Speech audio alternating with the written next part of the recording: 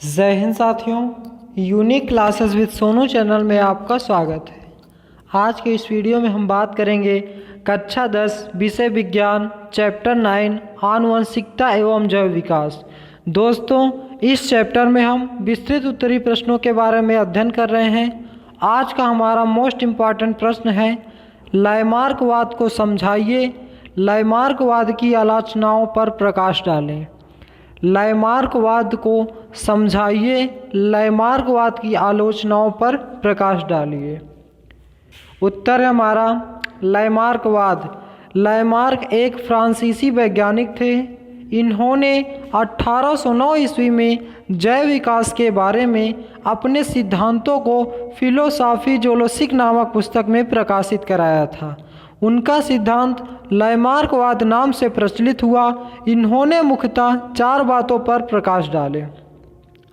लैमार्कवाद। Lamarck एक फ्रांसीसी वैज्ञानिक थे।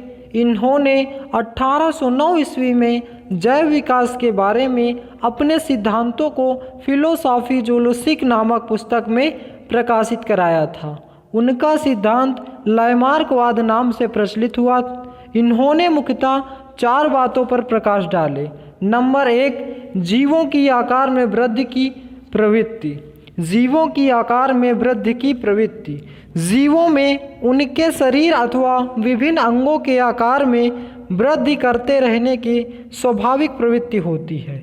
इन्होंने बताया कि जीवों में उनके शरीर अथवा विभिन्न अंगों के आकार में वृद्धि करते रहने की स्वाभाविक प्रवृत्ति होती है। दूसरा नियम बताया, वातावरण का प्रभाव। वातावरण में परिवर्तन के अनुसार जीव स्वयं को अनुकूल बनाने के लिए अपने शरीर की संरचना तथा आदतों में परिवर्तन कर लेते हैं। इस प्रकार के प्रभावों से कुछ अंगों का उपयोग बढ़ सकता है, अन्य का अपेक्षाकृत कम हो जाता है। इस प्रकार उसके शरीर में रचना में परिवर्तन आ जाते हैं। वातावरण का प्रभाव। इन्होंने बताया कि वातावरण में परिवर्तन के अनुसार, यानी कि जैसे जैसे परिवर्तन होता है, सभी जीव प्राणी अपने वातावरण के अनुसार अपने शरीर को भी परिवर्तन कर लेते हैं। उनके शरीर का कुछ पोर्शन ज़्यादा उपयोग में आने लगता है और कुछ कम उपयोग में आने लगता है। वातावरण में परिवर्तन के अनुसार जीव स्वयं को अनुकूल बनाने के लिए अपने शरीर की संरचना तथा आदतों में परिवर्तन कर लेते हैं। इस प्रकार प्रभावों से कुछ अंगों का उपयोग बढ़ सकता है, अन्य का अपेक्षाकृत कम हो जाता है। इस प्रकार के शरीर में रचना में परिवर्तन आ जाते हैं। तीसरा, अंगों का उपयोग और अनुप्रयोग। वातावरण में किसी अंग की अधिक उपयोग आवश्यकता हो जाती है तो वह अधिक विकसित हो जाता है, तथा इसके विपरीत जो अंग कम प्रयोग में आता है वह धीरे धीरे क्षीण हो जाता है और अंत में लुप्त हो जाता है। दोस्तों, होता क्या है कि जिस भी अंग का अधिक उपयोग करेंगे वो विकसित हो जाता है और जिस अंग का उपयोग नहीं कर पाते हैं वह धीरे धीरे काम करना बंद हो जाता है और अंत में लुप्त हो जाता है।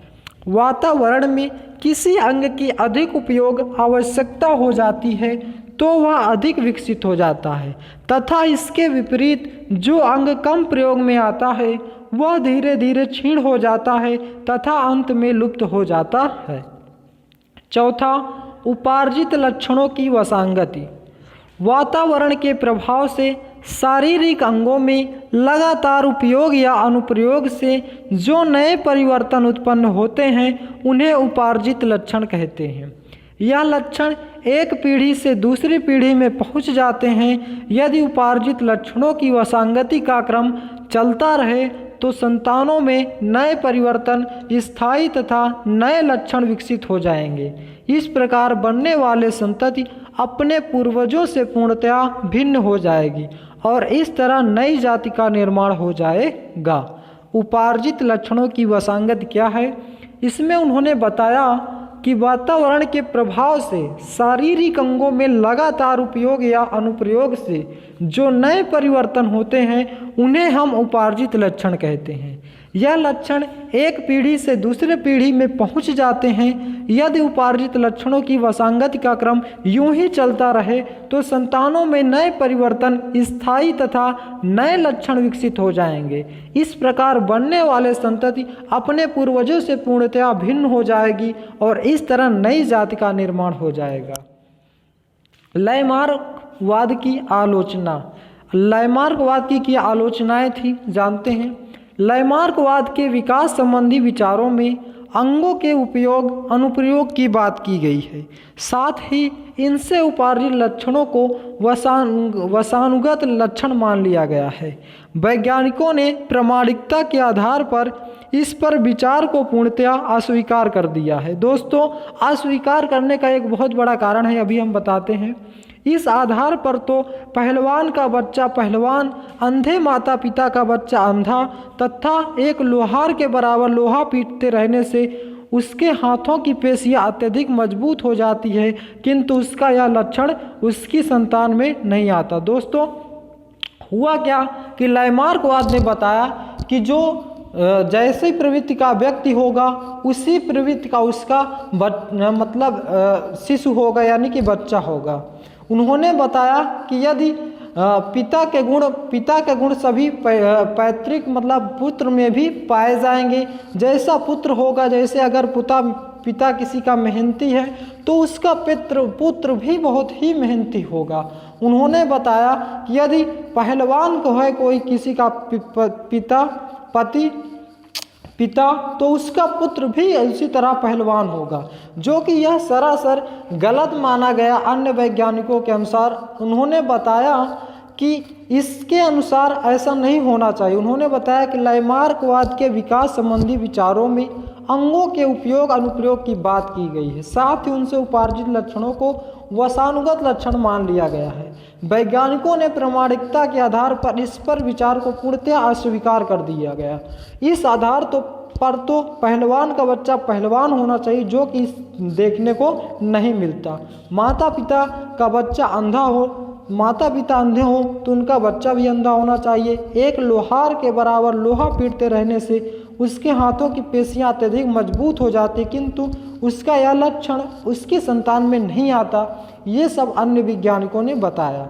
तो ये रहा हमारा लयमार्गवाद की आलोचना। दोस्तों, ये था हमारा विस्तृत उत्तरीय प्रश्न, जो कि 7 नंबर में पूछा जाता है। इसलिए आप इसको बहुत ही अच्छे से इसी प्रकार से एक्सप्लेन करके लिखेंगे। और ज़्यादा छोटा करने की कोशिश करेंगे तो फिर याद करना पड़ेगा, क्योंकि बड़ा है इसलिए कहानी टाइप में आपको आसानी से याद हो जाएगा। कोई प्रॉब्लम नहीं है। आइए एक बार फिर से इस क्वेश्चन को पुनः रिवीजन कर लेते हैं, ताकि यह क्वेश्चन आपको इसी वीडियो में याद हो जाए। लयमार्गवाद को समझाइए। लयमार्गवाद की आलोचनाओं पर प्रकाश डालिए।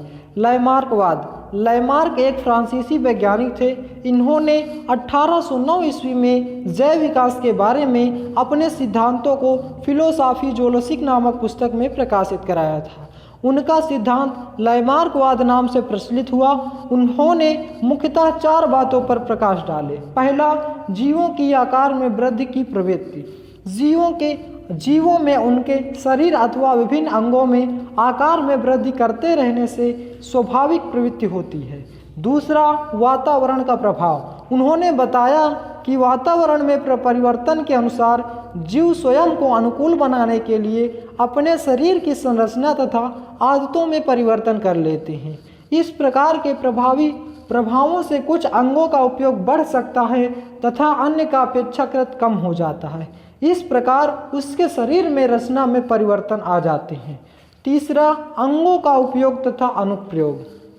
उन्होंने बताया कि वातावरण में किसी अंग की अधिक उपयोग आवश्यकता हो जाती है तो वह अंग अधिक विकसित हो जाता है, तथा इसके विपरीत जो अंग कम प्रयोग में आता है वह धीरे धीरे क्षीण हो जाता है, अंत में लुप्त हो जाता है। अब इसमें क्या याद करने वाली बात है, आप एक बार पढ़ेंगे तो याद हो जाएगा। चौथा, उपार्जित लक्षणों की वसांगति। वातावरण के प्रभाव से शारीरिक अंग में लगातार उपयोग या अनुप्रयोग से जो नए परिवर्तन उत्पन्न होते हैं उन्हें हम उपार्जित लक्षण कहते हैं। यह लक्षण एक पीढ़ी से दूसरी पीढ़ी में पहुंच जाते हैं। यदि उपार्जित लक्षणों की वसांगत का क्रम चलता रहे तो संतानों में नए परिवर्तन स्थायी तथा नए लक्षण विकसित हो जाएंगे। इस प्रकार बनने वाले संतति अपने पूर्वजों से पूर्णतया भिन्न हो जाएगी और इस तरह नई जाति का निर्माण हो जाएगा। लैमार्कवाद की आलोचना। लैमार्कवाद के विकास संबंधी विचारों में अंगों के उपयोग अनुप्रयोग की बात कही गई है। साथ ही इनसे उपार्जित लक्षणों को वसानुगत लक्षण मान लिया गया है। वैज्ञानिकों ने प्रामाणिकता को के आधार पर इस विचार को पूर्णतया अस्वीकार कर दिया है। इस आधार पर तो पहलवान का बच्चा पहलवान, अंधे माता पिता का बच्चा अंधा तथा एक लोहार के बराबर लोहा पीटते रहने वाले से उसके हाथों की पेशियां अत्यधिक मजबूत हो जाती हैं, किंतु उसका यह लक्षण उसकी संतान में नहीं होता। तो दोस्तों, ये था हमारा आज का मोस्ट इम्पॉर्टेंट प्रश्न। वीडियो आपको कैसा लगा इसका जवाब आप हमें कमेंट बॉक्स में दें। यदि आप हमारे चैनल पर नए हैं तो चैनल को सब्सक्राइब करें, वीडियो को लाइक करें और ज़्यादा से ज़्यादा शेयर करें, क्योंकि दोस्तों यही एक मात्र ऐसा चैनल है जो आपको बिना टाइम वेस्ट किए हुए सीधे कंटेंट पे बात करता है। हमने अभी कोई भी आपसे पॉइंट रिलेटेड कोई भी फालतू की बात नहीं करते हुए सीधे अपने क्वेश्चन को बहुत ही अच्छे से फोकस किया और रिवीजन भी कराया। तो दोस्तों, आप जल्दी से चैनल को सब्सक्राइब करें और बेल आइकन को प्रेस करें और अपने मित्रों के पास भी यह वीडियो को शेयर करें। Thanks for watching my video. मिलते हैं नेक्स्ट वीडियो में। Best of luck board exam के लिए। जय हिंद, जय भारत।